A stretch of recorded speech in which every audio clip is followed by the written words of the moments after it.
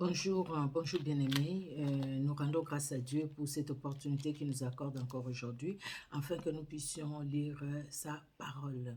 Merci Seigneur Jésus-Christ pour ta parole qui nous donne la foi, qui engendre la foi en nous, parce que tu es la parole. La Bible nous dit qu'au commencement était la parole était avec Dieu, la parole était Dieu et la parole est Dieu. Toi, la parole qui est venue pour nous donner la vie, éternel Dieu de gloire, cette parole que nous lisons, laisse que cette parole, Seigneur Dieu de gloire, engendre la foi dans le cœur de quelqu'un, que cette parole, Seigneur, puisse toucher, même par un verset, une personne, que cette parole puisse transformer, Seigneur Dieu de gloire, un cœur et qu'une âme, Seigneur, soit sauvée au travers de la lecture de cette parole. Bénis ces moments et que le Saint-Esprit soit à l'œuvre au travers de cette lecture, éternel Dieu de gloire, que ceux qui entendent, ceux qui écoutent, éternel Dieu d'amour, puissent, éternel Dieu de gloire, être bénis dans ta présence.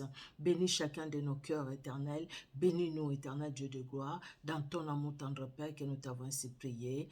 Amen. Que Jésus-Christ soit honoré. Alors nous continuons la lecture de la parole de Dieu bien-aimé. Nous sommes aujourd'hui les 2 et nous lisons Genèse chapitre 2. Genèse chapitre 2. Ainsi furent achevés les cieux et la terre et toute l'air armée.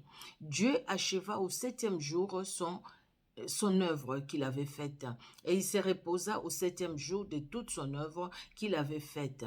Dieu bénit le 7e jour et il les sanctifia parce qu'en ce jour, il se reposa de toute son œuvre et qu'il avait créée en la faisant. Voici les origines des cieux et de la terre, quand ils furent créés. Lorsque l'Éternel Dieu fit une terre et des cieux, aucun arbuste de champ n'était encore sur la terre, et aucune herbe de champ n'est germée encore, car l'Éternel Dieu n'avait pas fait pleuvoir sur la terre, il n'y avait point d'homme pour cultiver les sols. Mais une vapeur s'éleva de la terre et arrosa toute la surface du sol. L'Éternel Dieu forma l'homme de la poussière de la terre, il souffla dans ses narines un souffle de vie, et l'homme devint un être vivant. Puis l'Éternel Dieu planta un jardin en Éden du côté de l'Orient, et il y mit l'homme qu'il avait formé. L'Éternel Dieu fit pousser du sol des arbres de toute espèce, agréables à voir et bons à manger, et l'arbre de la vie au milieu du jardin, et l'arbre de la connaissance du bien et du mal.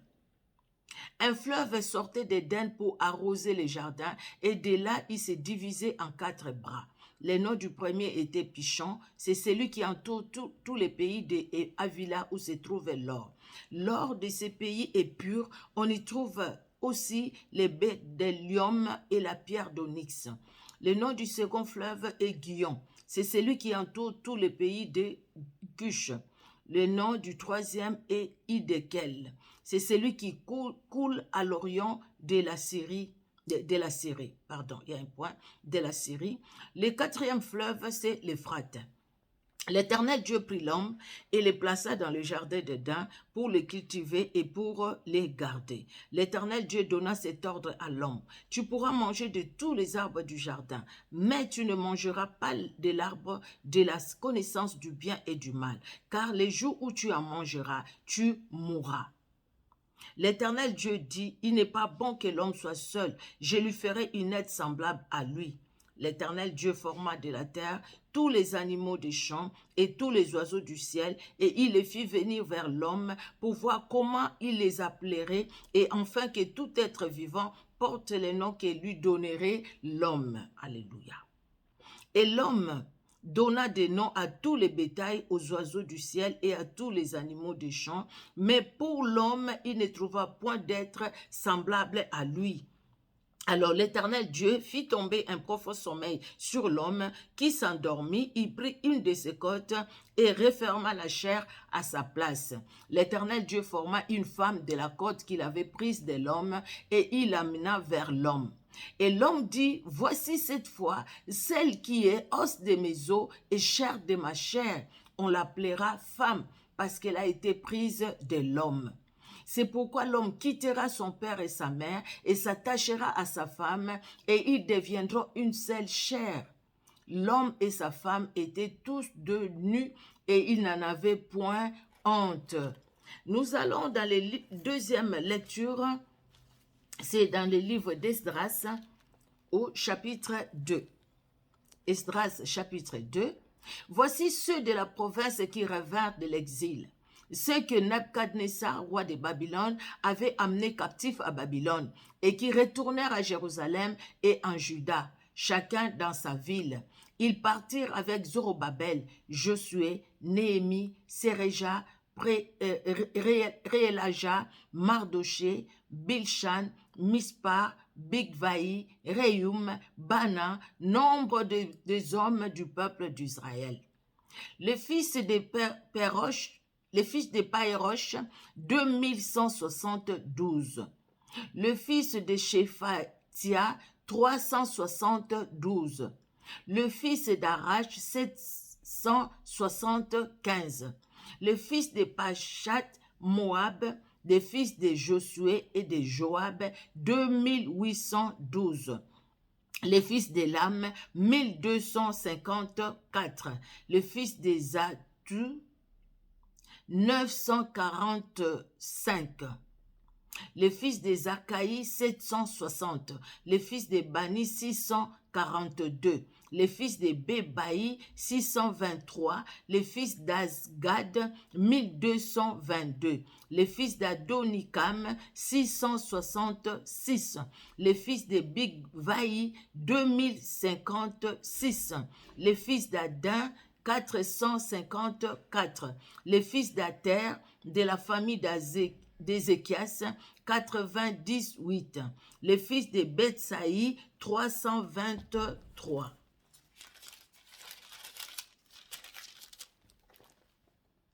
Les fils de Jorah, 112. Les fils de Hachum, 223. Les fils de Gubar, 95. Les fils de Bethléem, 123. Les gens de Netopha, 56, les gens d'Anatoth, 128, les fils d'Azmavet, 42, les fils de Kiriath Harim, de Képhira et de Béor, 743, les fils de Rama et de Geba, 621, les gens de Mikmas, 122, les gens de Bethel et d'Aï, 223, les fils de Nebo, 52, les fils de Makbish, 156, les fils de l'autre Élam, 1254, les fils de Harim, 320, les fils de Lod, de Hadid et d'Ono, 725, les fils de Jéricho, 345, les fils de Séna, 3630, sacrificateurs, les fils de Jedaéja, de la maison de Josué, 973. Le fils d'Imer, 1052. Les fils de Patchour, 1247. Les fils de Harim, 1017. Lévites, les fils de Josué et de Cadmiel, les fils d'Odavia, 74. Chantres, les fils d'Azaph, 128. Fils de Portier, les fils de Shalom, les fils d'Ater, les fils de Talmon, les fils d'Akub, les fils d'Atita, les fils de Tchobai, en tout 139. Nétinia, les fils de Tchiba, non, les fils de Ticha, les fils de Asufa, les fils de Tabaoth, les fils de Kéron, les fils de Siaa, les fils de Padon, les fils de Lébana, les fils de Agaba, les fils d'Akub, les fils de Abgab, les fils de Shalmaïm, les fils de Anna, les fils de Gidel, les fils de Géchar, les fils de Réaja, les fils de Rétim, les fils de Nekoda, les fils de Gazam, les fils d'Uza, les fils de CH, les fils de Bézaï, les fils d'Azna, les fils de Méounim, les fils de Néphisim, les fils de Bakuk, les fils de Akufa, les fils de Atur, les fils de Batlut, les fils de Meïda, les fils de Marshat, les fils de Barkos, les fils de Sisera, les fils de Tamash, les fils de Nechas, les fils de Atifa, les fils des serviteurs de Salomon, les fils de Sotai, les fils de Sopheret, les fils de Péruda, les fils de Jaala, les fils de Darkan, les fils de Gudel, les fils de Shephatia, les fils de Atil, les fils de Pokeret, Atsebaïm, les fils d'Ami. Total des Nétiniens et des fils des serviteurs de Salomon, 392. 392. Voici ceux qui partirent de Tel Mélash, de Tel Archat, des Kérub, Adan, et qui ne purent pas faire connaître leur maison paternelle et leur race, pour prouver qu'ils étaient d'Israël. Les fils de Delaja, les fils de Tobija, les fils de Nekoda, 652. Et parmi les fils des sacrificateurs, les fils de Abaja, fils de Akot, les fils de Barzilaï, qui avaient pris pour femme une des filles de Barzilaï, les Galadites, et furent appelés de leur nom. Ils cherchèrent leurs titres généalogiques, mais ils ne les trouvèrent point. On les exclut du sacerdoce. Et le gouverneur leur dit de ne pas manger des choses très saintes jusqu'à ce qu'un sacrificateur ait consulté l'Urim et les Thummim. L'assemblée tout entière était de 42 360 personnes. 42 360 personnes. Sans compter leurs serviteurs et leurs servantes, au nombre de 7 337. Parmi eux se trouvaient 200 chantres et chanteuses. Ils avaient 736 chevaux, 246 mulets, 435 chameaux et 6720 ânes. Plusieurs des chefs de famille allèrent arriver vers la maison de l'Éternel à Jérusalem, firent des offrandes volontaires pour la maison de Dieu, afin qu'on la rétablisse sur le lieu où elle avait été. Ils donnèrent au trésor de l'œuvre selon leurs moyens, 61 000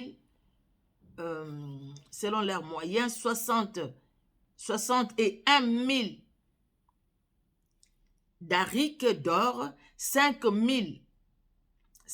mines d'argent et 100 tuniques sacerdotales. Les sacrificateurs et les lévites, les gens du peuple, les chantres, les portiers et les Nétiniens s'établirent dans leurs villes. Tout Israël habita dans ces villes. Nous allons lire dans Matthieu au chapitre 2. Matthieu chapitre 2, nous lisons, bien-aimés, au nom de Jésus-Christ. Jésus étant né à Bethléem, en Judée, au temps du roi Hérode, voici des mages d'Orient arrivèrent à Jérusalem et dirent: où est le roi des Juifs qui vient de naître? Car nous avions vu son étoile en Orient et nous sommes venus pour l'adorer. Alors, nous poursuivons notre lecture. Le verset 3. Le roi Hérode, ayant appris cela, fit troubler et tout Israël avec lui. Il assembla tous les principaux sacrificateurs et les scribes du peuple. Il s'informa auprès d'eux où devait naître le Christ. Ils lui dirent à Bethléem, en Judée, car voici ce qui ce qui a été écrit par les prophètes. Et toi, Bethléem, terre de Juda, tu n'es certes pas la moindre entre les principales villes de Juda, car de toi sortira un chef qui paîtra Israël, mon peuple. Alors Hérode fit appeler en secret les mages et s'enquit soigneusement auprès d'eux depuis combien de temps l'étoile brillait. Puis il les envoya à Bethléem en disant « Allez et prenez des informations exactes sur le petit enfant. Quand vous l'aurez trouvé, faites-le moi savoir, afin que j'aille aussi moi-même l'adorer. » Après avoir entendu le roi, ils partirent. Et voici l'étoile qu'ils avaient vue en Orient marcher devant eux, jusqu'à ce qu'étant arrivé au-dessus du lieu où était le petit enfant, elle s'arrêta. Quand ils s'aperçurent l'étoile, ils furent saisis d'une grande joie. Ils entrèrent dans la maison, virent le petit enfant avec Marie sa mère, se prosternèrent et l'adorèrent. Ils ouvrirent ensuite leurs trésors et lui offrirent en présent de l'or, de l'encens et de la myrrhe. Puis divinement avertis en songe de ne pas retourner vers Hérode, ils regagnèrent leur pays par un autre chemin. Lorsqu'ils furent partis, voici un ange du Seigneur apparut en songe à Joseph et dit « Lève-toi, prends le petit enfant et sa mère, fuis en Égypte et reste-y jusqu'à ce que je te parle, car Hérode cherchera le petit enfant pour le faire périr. » Joseph se leva, prit de nuit le petit enfant et sa mère et se retira en Égypte. Il y resta jusqu'à la mort d'Hérode, afin que s'accomplisse ce que le Seigneur avait annoncé par les prophètes. J'ai appelé mon fils hors d'Égypte. Alors Hérode, voyant qu'il avait été joué par les mages, s'est mis dans une grande colère et il envoya tuer tous les enfants de 2 ans et au-dessous qui étaient à Bethléem et dans tout son territoire, selon la date dont il s'était soigneusement enquis auprès des mages. Alors s'accomplit ce qui avait été annoncé par Jérémie le prophète. On a entendu des cris à Rama, de pleurs et de grandes lamentations. Rachel pleure ses enfants et il n'a pas voulu être consolé parce qu'ils ne sont plus. Quand Hérode fut mort, voici un ange du Seigneur apparut en songe à Joseph en Égypte et dit « Lève-toi, prends le petit enfant et sa mère et va dans le pays d'Israël, car ceux qui en voulaient à la vie du petit enfant sont morts. » Joseph se leva, prit le petit enfant et sa mère et alla dans le pays d'Israël. Mais ayant appris qu'Archélaïs régnait sur la Judée à la place d'Hérode, son père, il craignit de s'y rendre et divinement averti en songe, il se retira dans les territoires de la Galilée et vint demeurer dans une ville appelée Nazareth, afin que s'accomplisse ce qui avait été annoncé par les prophètes, il sera appelé Nazaréen. Amen. Nous allons lire, bien-aimés, les psaumes.